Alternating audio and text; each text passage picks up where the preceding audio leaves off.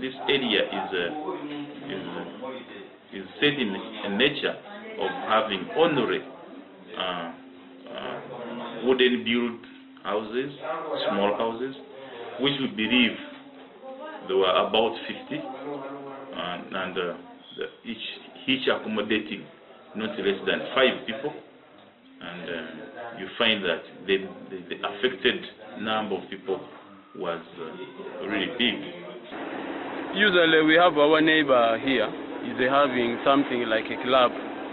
So usually people even fight out here, do what, those who are from there. So some of us thought even that maybe that is from that place called Good Neighbor. Then another thing, these people, the enforcement or wherever, or police or wherever, is doing a little in this area because there are many thieves.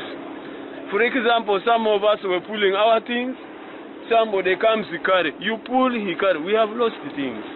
However, we are grateful that we have not registered any case of fatality, and this really gives us a good celebration. This area is completely not a recommended area for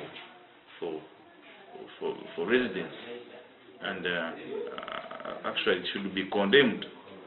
First and foremost, there is no access to rooms, there is no access to other homesteads, yet it occupies very many people.